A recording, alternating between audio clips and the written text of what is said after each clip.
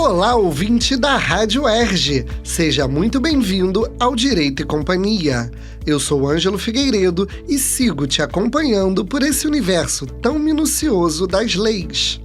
Neste episódio especial, falaremos sobre os direitos dos animais e contamos com a igualmente especial participação de Renan Couto, da Procuradoria da UERJ. Obrigado pela presença e pela parceria, Renan. Imagina, Ângelo. Eu que agradeço o convite. Falar de direitos dos animais é falar de um dos temas mais urgentes do nosso tempo, porque ele nos obriga a enfrentar uma pergunta incômoda. Até que ponto uma sociedade pode se dizer justa, civilizada e moralmente desenvolvida se continua normalizando a submissão e o sofrimento de seres sencientes? Renan, é correto falarmos em direito dos animais? É esse mesmo termo? Sim, Ângelo. Durante séculos, os animais foram tratados pelo direito como coisas úteis, recursos disponíveis ou propriedade apropriável. O direito dos animais surge justamente para contestar esse paradigma. Ele parte da premissa de que os animais são seres sencientes, capazes de sentir dor, medo, estresse, apego e prazer, e que essa condição basta para torná-los destinatários de consideração moral e jurídica. Perfeito, Renan. Então não estamos falando em escolha individual. Tratar um animal com dignidade é um dever, não só humano e ético, mas também legal. Agora me diz, se já há leis que determinam o respeito à integridade do animal, por que frequentemente ainda acontecem casos de maus tratos e abandono? Embora já exista alguma proteção jurídica, ela ainda é insuficiente. O que temos hoje não é um sistema plenamente comprometido com a liberdade e a integridade dos animais, mas um sistema que proíbe certos excessos enquanto continua permitindo várias formas de domínio.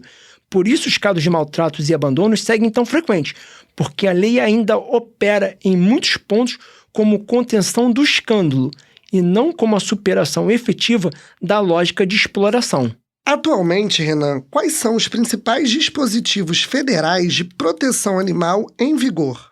Em âmbito federal, a base mais importante é a Constituição, especialmente a vedação à crueldade contra os animais. Esse é o núcleo normativo mais relevante, porque revela que a proteção animal não é uma excentricidade moral nem uma pauta secundária. Ela integra o próprio projeto constitucional. Mas eu entendo que é preciso dizer com franqueza, esse aparato ainda é pouco. Ele é importante, mas é pouco. Em muitos momentos, a legislação brasileira ainda atua tardiamente, de modo fragmentado e reativo, sem assumir de forma plena que a vida animal tem valor em si e não pode ser reduzida a mero interesse econômico, recreativo ou cultural humano. Renan, o que a lei diz sobre o uso de animais em testes e pesquisas? Sobre testes e pesquisas, é verdade que houve avanços recentes, sobretudo com a proibição do uso de animais em certos tipos de testes voltados à indústria da beleza. Isso é relevante e merece ser reconhecido, mas do ponto de vista ético, ainda se trata de um avanço parcial. A boa legislação não deveria perguntar apenas em que condições se pode explorar um animal. Deveria perguntar antes por que seguimos admitindo essa exploração. Renan, o principal fator de distinção entre animais selvagens e domésticos é a dependência do ser humano? Sim, mas o ponto mais relevante não é classificatório, é ético. Se o animal depende de nós, a nossa responsabilidade é ainda maior. E mesmo quando não depende, isso não nos autoriza a capturá-lo, confiná-lo, comercializá-lo ou submetê-lo à nossa conveniência. Seja doméstico, seja silvestre, o animal não pode perder o valor por não pertencer à espécie humana. Essa é a premissa que precisa orientar qualquer resposta jurídica séria. O abandono nesse contexto não é apenas descuido, é uma forma grave de violência, porque expõe um ser vulnerável à fome, à sede, à doença, ao medo e à própria morte. Perfeito, Renan. Temos leis mais consolidadas quando se fala em animais silvestres? Sim, Ângelo, há leis importantes sobre fauna silvestre, mas novamente é preciso reconhecer que elas não resolvem tudo. Elas estabelecem proibições relevantes contra a captura, comércio e retirada indevida de animais de seus habitats, o que é essencial. Só que a realidade mostra que o tráfico, a caça ilegal e a destruição dos ecossistemas continuam em níveis muito preocupantes. Então, a insuficiência não está apenas no texto legal, está também na baixa capacidade de fiscalização e na persistência de uma cultura que ainda vê o animal silvestre como objeto de posse, entretenimento e até mesmo lucro. A proteção jurídica da fauna precisa ser mais rigorosa, mais efetiva e menos tolerante com práticas que convertem a vida selvagem em mercadorias. A nossa conversa ainda está bem embrionária, Ângelo, e então, daqui a pouco, eu vou tentar trazer algumas questões jurídicas. Nesse momento, eu estou mais preocupado em trazer pontos de vista moral e ético, mas, conforme as perguntas forem avançando, questões mais relacionadas à lei, questões propriamente jurídicas serão tratadas. Especificamente, Renan, sobre os animais domésticos, como a lei hoje os protege? Quanto aos animais domésticos, houve sim algum avanço, especialmente com o endurecimento das penas em hipóteses de maus-tratos, como já havia ocorrido com a Lei Sanção. No plano legislativo, ganhou destaque o projeto de lei número 206 de 2026, denominado Lei Cão-Orelha, que pretende aumentar a pena para maus-tratos e vedar, em certas hipóteses, a substituição da pena privativa de liberdade por sanção apenas pecuniária. Mas é importante dizer, com clareza, que esse projeto ainda está em tramitação e, portanto, não é lei em vigor. Só para a gente deixar claro, Renan, para o público do Direito e Companhia, quando você fala em alteração de uma pena privativa de liberdade por sanção apenas pecuniária, a gente está dizendo que hoje a lei atual permite que se substitua a reclusão, a prisão, a popular cadeia, por pagamento de uma multa em dinheiro. É isso? Exatamente isso. Isso tudo é relevante, sem dúvida, mas ainda está longe de resolver o problema. O fato de ainda precisarmos afirmar em lei e em decreto que um animal não pode ser espancado, mutilado, deixado sem água, abandonado ou submetido à crueldade já revela o quanto o sistema jurídico brasileiro continua operando em patamar muito elementar. A legislação melhora, mas continua aquém do necessário, porque reage ao sofrimento extremo sem enfrentar de modo integral a estrutura social, econômica e cultural que ainda naturaliza a disponibilidade do animal para o uso humano. Na prática, Renan, o que a aprovação dessas novas leis significa? Ângelo, essas novas leis significam que certos comportamentos passam a ser nominados com mais clareza e sancionados com mais rigor. Isso é importante, porque retira muitos casos da zona de banalização. Mas eu insisto, o direito brasileiro ainda protege muito mais contra a crueldade escancarada do que contra a exploração normalizada. E essa distinção é central. Uma sociedade pode condenar o espancamento de um animal e, ao mesmo tempo, continuar aceitando outros circuitos de sofrimento, porque eles foram culturalmente naturalizados. No estado do Rio de Janeiro, por exemplo, o novo Código Estadual de Direitos dos Animais, instituído pela Lei número 11.096 de 2026, avançou ao reconhecer os animais como seres conscientes e sencientes, dotados de dignidade própria. A lei veda o alojamento inadequado, exige abrigo salubre, água limpa, asseio, espaço compatível com o porte do animal, ventilação, luz, sombra e ampla movimentação. Também proíbe a manutenção permanente de animais acorrentados. Além disso, o abandono de animais domésticos passou a sujeitar o infrator à multa específica, sem prejuízo das sanções civis, penais e administrativas cabíveis. Isso mostra que o Estado fluminense avançou, mas também revela o quanto ainda estamos discutindo um patamar civilizatório mínimo. Perfeito. Quando você diz, Renan, que essa multa específica acontece sem prejuízo das sanções civis, penais e administrativas, isso quer dizer que, além da multa, ele vai responder, o infrator, em todas as áreas possíveis, civil, penal e administrativa. Uma coisa não anula a outra, certo? Perfeito, Ângelo, é exatamente isso.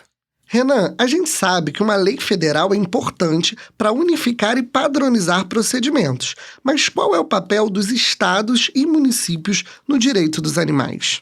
Ângelo, ainda que a legislação federal tenha avançado, ela continua aquém do necessário. Em matéria de proteção animal, o Brasil ainda legisla pouco para a dimensão real da violência que tolera. É justamente por isso que estados e municípios têm papel decisivo. Eles podem densificar a tutela jurídica, criar estruturas próprias de fiscalização, instituir sanções administrativas, organizar delegacias e núcleos especializados e, sobretudo, formular políticas públicas mais próximas da realidade concreta. Os municípios são quem lidam mais diretamente com o cotidiano do abandono, dos maus tratos e da superpopulação de animais, razão pela qual lhes cabe estruturar programas de castração, acolhimento, adoção, identificação, educação para a tutela responsável e fiscalização local. Em Belo Horizonte, por exemplo, a Lei Municipal número 11.611 de 2023 antecipou para 22 de janeiro de 2026 a proibição de uso de veículos de tração animal na cidade, substituindo-os gradualmente por meios motorizados. E em Tiradentes, o movimento é semelhante, embora por outra via. A transição para charretes elétricas vem sendo implementada por acordo judicial e termo de compromisso acompanhados pelo Ministério Público de Minas Gerais. O que não se pode mais admitir é que o sofrimento animal continue sendo tratado como detalhe administrativo ou custo colateral de tradições, interesses econômicos e comodidades humanas. Perfeito, Renan. Como lidar no caso de conflitos entre leis municipais, estaduais e federais? Ângelo, em matéria de proteção animal, o raciocínio não pode ser reduzido a uma hierarquia simples entre lei federal, estadual e municipal. O ponto de partida é a própria Constituição. Aos municípios cabe legislar sobre interesse local e suplementar a legislação federal e estadual no que couber. Na prática, isso significa que a União tende a estabelecer normas gerais, enquanto os estados podem suplementá-las e, em certas hipóteses, aprofundar a proteção dentro das suas peculiaridades. Em tema ambiental e animal, o critério juridicamente mais consistente não é procurar o menor nível de exigência. Por isso, leis estaduais e municipais podem, em regra, endurecer a tutela. O que elas não podem fazer é esvaziar o núcleo protetivo, já afirmado pela Constituição e pela legislação geral. O exemplo mais eloquente é o da vaquejada. Justamente num tema em que se esperaria uma elevação progressiva do patamar de proteção, o sistema respondeu com uma inflexão de sentido contrário, constitucionalizando uma exceção. Isso mostra por que ativistas e protetores insistem tanto numa legislação federal verdadeiramente forte. Sem esse piso robusto, o que deveria ser barreira contra o retrocesso pode acabar funcionando como um instrumento de acomodação da exploração. E no caso, Renan, de lacunas nas leis, como funciona? Ângelo, quando a lei é vaga, quando há brechas interpretativas ou quando não há definição clara sobre quem deve fiscalizar, resgatar, autuar e assegurar a proteção concreta, abre-se espaço para omissão institucional e para a continuidade da violência. Nesses vazios, a crueldade deixa de aparecer como exceção e passa a operar como rotina. Não basta punir depois. É preciso prevenir antes, organizar a atuação estatal e reconhecer que a tutela jurídica só se completa quando se converte em política pública séria, contínua e suficientemente financiada. Renan, atualmente há 2 projetos de lei que buscam endurecer penas para quem se utiliza de veículo para abandonar animais.